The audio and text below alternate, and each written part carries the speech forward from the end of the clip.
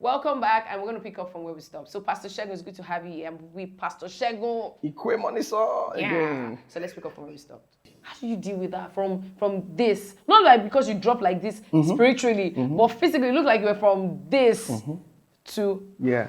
So you feel demystified. Wow. You feel stripped. Wow.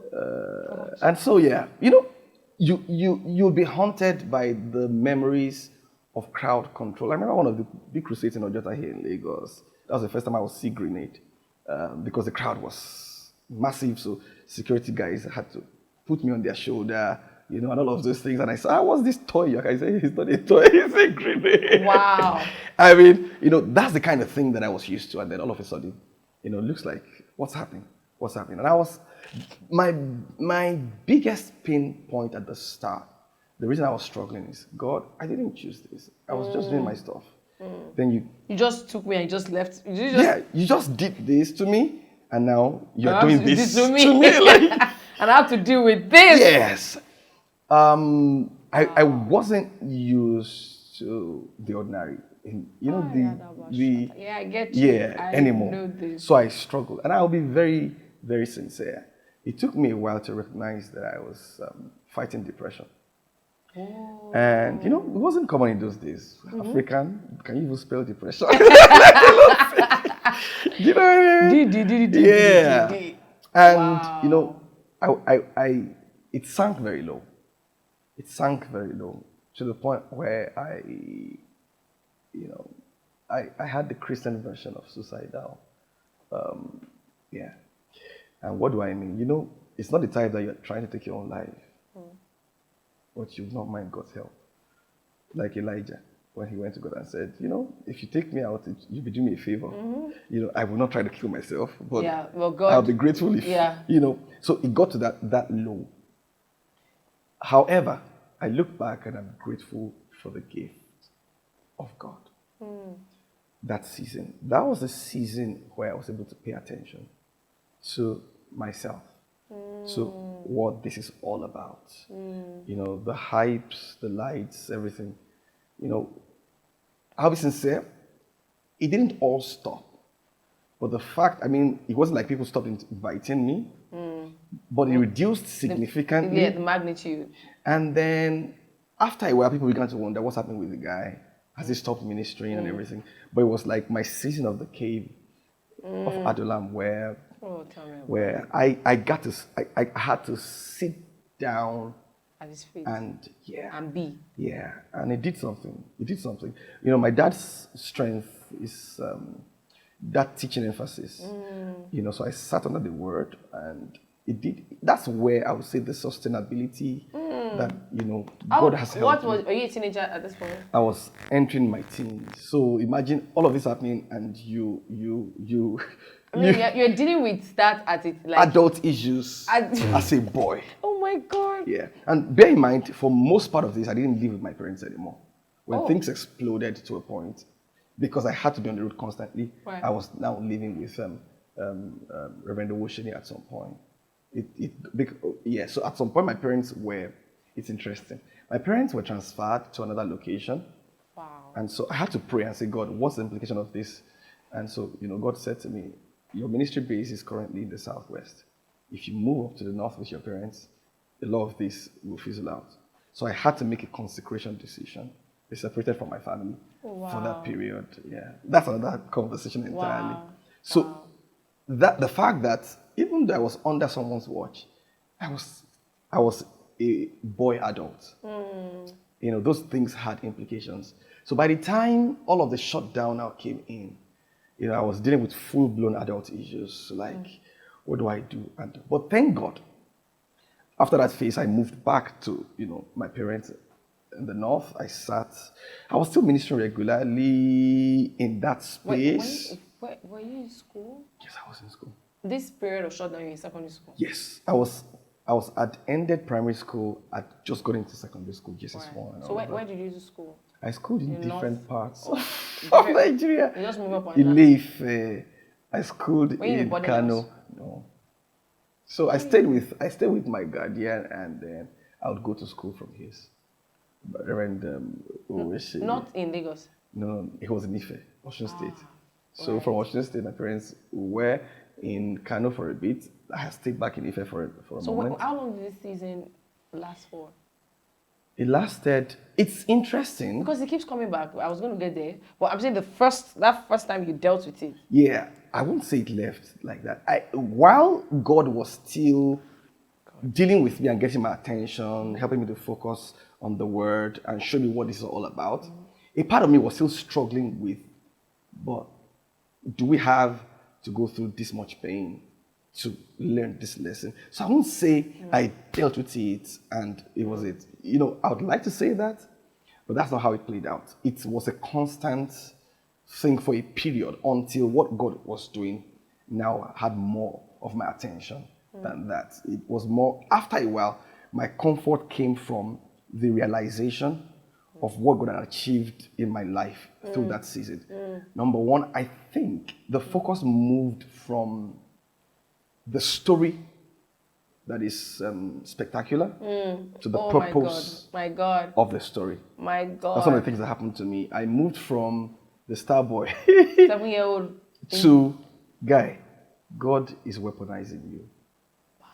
It's not about you. So it took that season, that phase of silence, for a lot of things to come together. You know how the bits and pieces of your life. So at what point did you go back to the crusade again after that period? It began differently. Yeah, it began differently.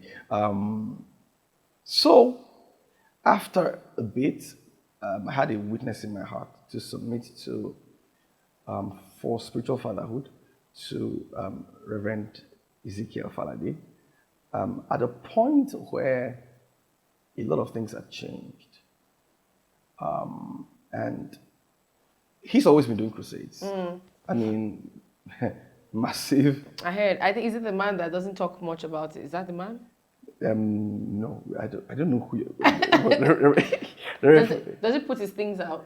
No, he doesn't. Yeah, okay, that's what I'm talking about. He doesn't. But he does massive crusades, and such emphasis on the supernatural. Yeah. In his meetings. So I've always known of him. In fact, earlier on, there were times that when I was much younger, we would feature on the same crusades. Oh, really? Much earlier, yes. But now everything had changed. God has spoken to me to submit to him. So I went to him.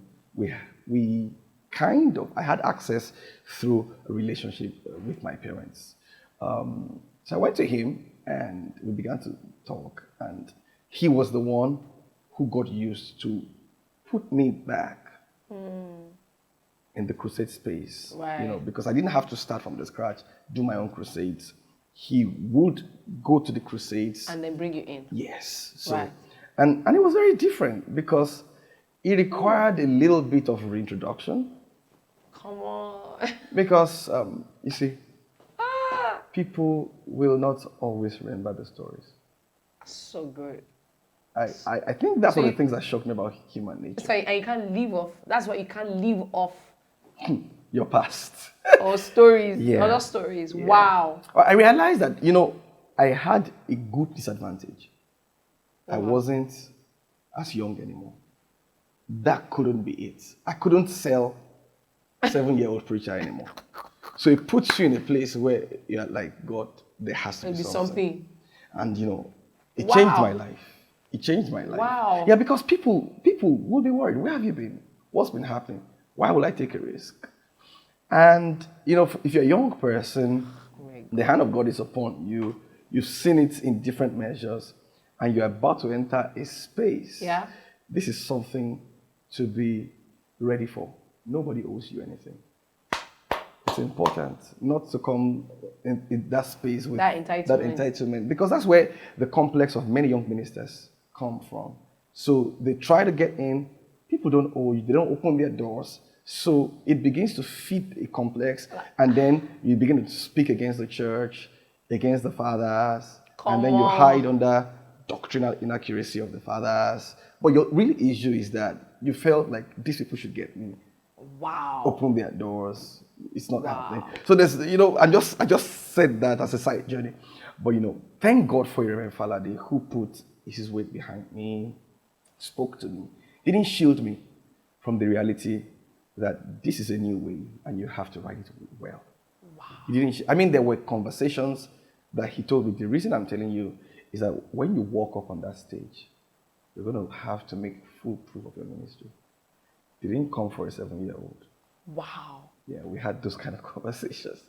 And I'm grateful to that, to God for that. I'm grateful to him. I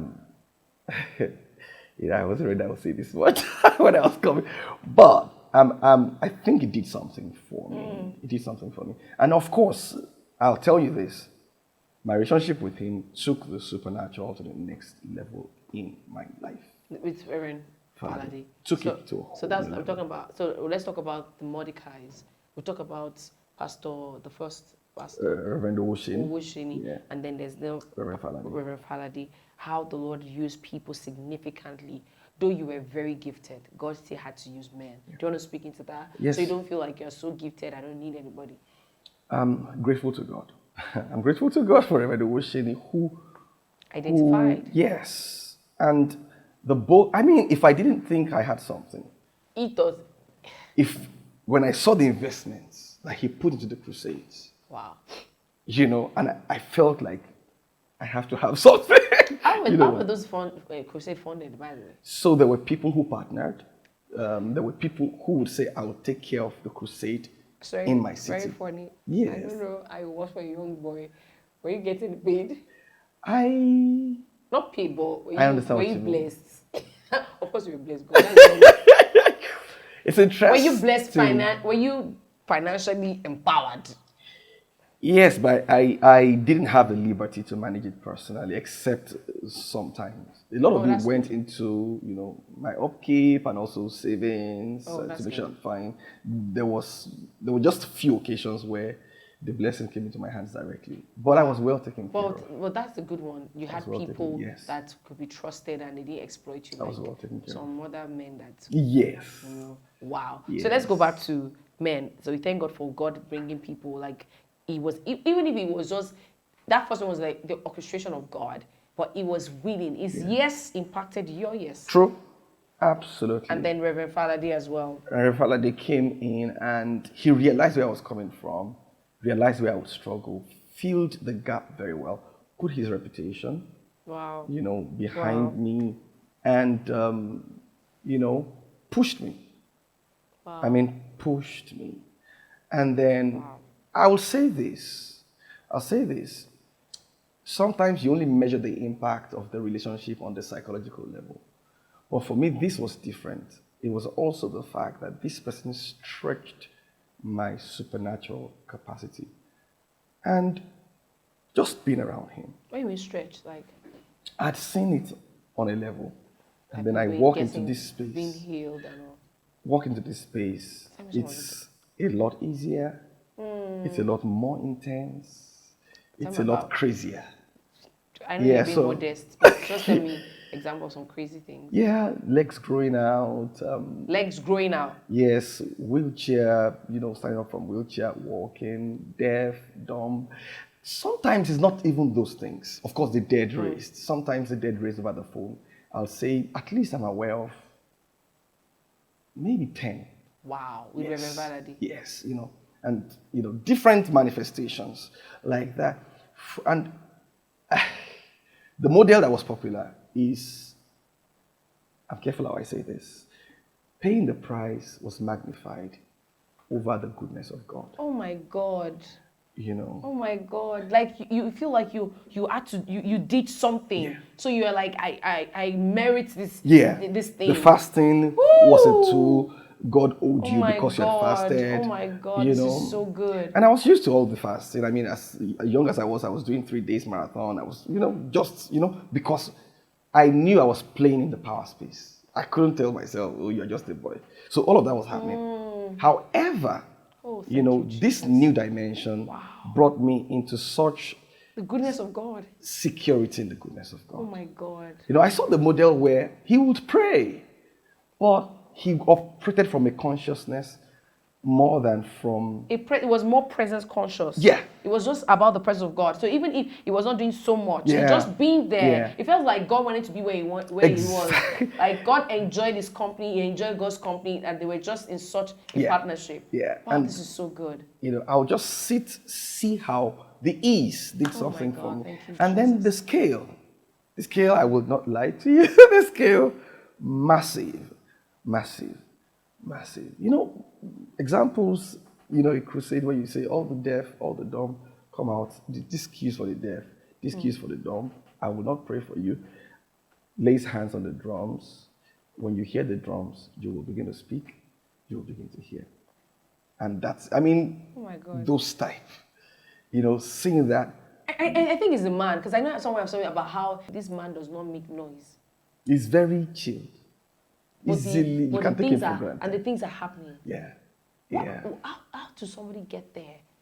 What do you think? You've been close to that. How do you get to that place where, and I think it rubber for you, because before we get to that question, I think you have now entered another season. Again, we'll get there, but how do you think this man is so secure? He doesn't think he needs to. It's almost like because I don't know if it baffles you. I was teaching this morning. Jesus healed Jairus' daughter, and then says, "Don't tell anybody." Like, God, are you kidding me? Like, what was the essence of that statement? Content that could have been used. Like content, exactly. This is content. Like, what is not content? What is sacred? What is what? Like, how? Like, the girl died. Yeah. Even if you don't want to talk, the news will spread. But he still said it. Almost like there's no, you don't have it. You don't have to. There's no deliberate need to talk about this. And that's why I feel this very funny. Like, how do you mean you're not touching it? We just lay hands on drum. Yeah. And so when you hear the drum, you hear, and things begin to happen. Yeah. I mean, I can go on and describe all, those, but these things stretched me. And like you said, about how do you get there? I think I asked him. Please, what did he say? I asked him, and then, he gave me the normal answer for the first few seconds. Like, when you love God, when you do this, then he stopped. He looked me in the eye. He said, "Shegun, no man can do these things." He said, "It's given to him from God." And I understood. What he meant is, when God gives you this gift, he gives you and looks away. You have it. If you operate from knowing that I have it because God has given it to me, there is no pressure on you to make it happen. So that's where it comes from. So when he said, no man can do these things except it is given to him from God, he was not saying that don't try it if it's not given to you. He's not trying to exclude. He's saying, rest in the assurance of the gift of God on your life. Everything flows from there. Wow. And that's one of the most profound conversations I've had with him. So let's talk about the other season. So we've talked about 3 phases now. Yeah. Now, after doing all of that, again, talk about that camp meeting you're doing. Simeon's camp. Simeon's camp records massive impact among youths, especially in many universities, both within and outside Nigeria. The message and the cause is to connect young men and women of this generation to their purpose in prophecy. At the campus campaigns and other gatherings, many young people receive the Lord Jesus as Savior. This inspires them to receive an impartation to follow God's plan for their lives. When did that start?